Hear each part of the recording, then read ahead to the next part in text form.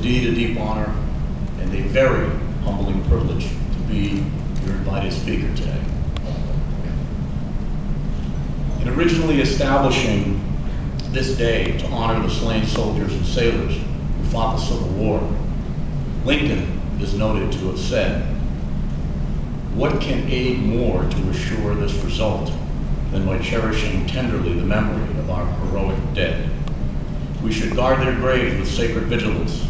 Let no neglect, no ravages of time testify to the present or to the coming generations that we have forgotten as a people the cost of a free and undivided republic. If others' eyes grow dull, and other hands slack, and other hearts cold in the solemn trust, ours shall keep it well as long as the light and warmth of life remain in us."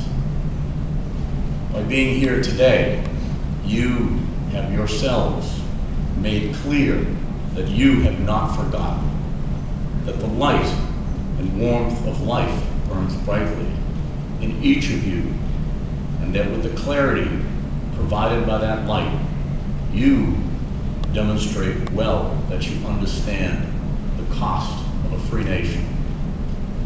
I am proud to be a citizen soldier, and as a soldier only recently returned home, I gratefully thank each and every one of you being here today on behalf of the servicemen and women here today, and particularly on behalf of those who are with us today only in spirit, as they have paid the ultimate price of a free nation.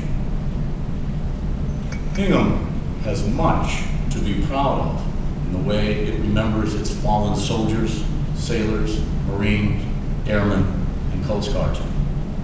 You have built beautiful parks and memorials and caused the names of our fallen to be carved in stone, that they will be forever remembered. I have seen many memorials across America, but I have seen few that reflect the depth of caring or are as beautiful at reflecting that caring as those here in Hingham. A few weeks ago, one of Hingham's own sailors, Chief Keith German, came home. With only a few minutes' notice of his arrival, this community managed to put together an impromptu welcome home parade involving many representatives of local government, veterans groups, grateful citizens, police cruisers, and fire trucks, complete with flashing lights and blaring horns. And all of this to announce to the many people who observed the entourage that here was a real American hero. Welcome home. Hingham's own Veterans Director, Mike Cunningham, is renowned for his incredible concern and service to our veterans. His recent successful efforts to terminate a subpar veterans housing building in a neighboring community brought regional acclaim. And now, we have just begun discussions with Mike's leadership concerning the establishment of a group veterans home right here in Hingham. And I am confident that this effort will shortly yield results that will be worthy of this wonderful community. We are also in discussion with a national group that builds new homes tailored to the needs of a disabled veteran and that veteran's family.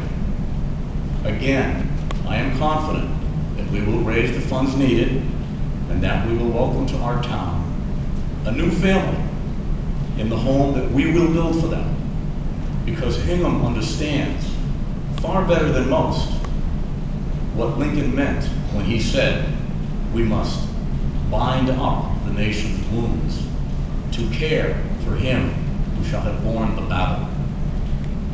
Hingham has done a wonderful job in fulfilling that solemn trust that Lincoln spoke of, to honor our war dead and to care for our veterans. And this soldier says to all of you, you should be very proud. But there is yet another task to fulfill, if we are to make full claim to that solemn trust. Hingham has a priceless national treasure, which only a small handful of communities in America may proudly claim. We are home to a Medal of Honor recipient, Navy Seaman Herbert Foss. When he was tested in the hell of combat, Seaman Foss did not hesitate to offer his very life in service to the values of America. His very life. He did not do so with the expectation of any reward beyond that of saving the lives of his brothers and of protecting the home that he loved. He died, in fact, years after his military service, caring for the graves of the soldiers he so dearly loved. This nation has recognized Seaman Foss with its highest combat award, an award that is bestowed on just a few of our greatest warriors. It is time that our community matches his sacrifice and our nation's greatest honor with suitable recognition of our own. In the short time that I have been with you, I have had occasion to look deeply into the heart of this place and the people who live here.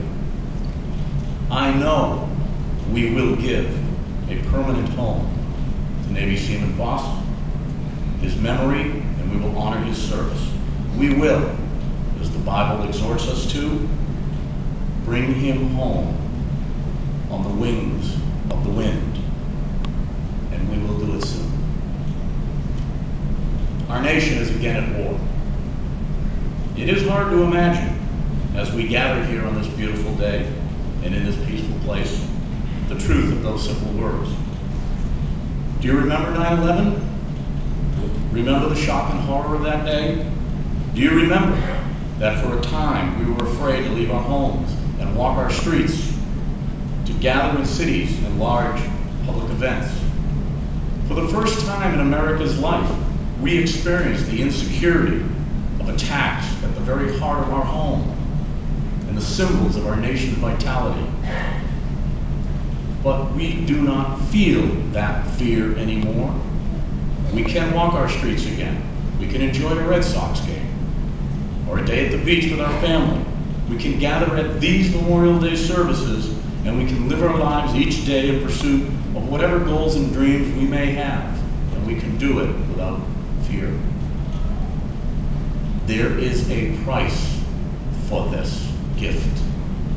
Soldiers have a saying: it is not eloquent, it is not the result of labored intellectualism, and it is therefore dismissed by some as simplistic and trivial. But its truth lies in its simplicity and in the profound sincerity with which it is uttered. Freedom is not free. Right now, this very moment, some 9,000 miles away, a soldier is preparing for battle.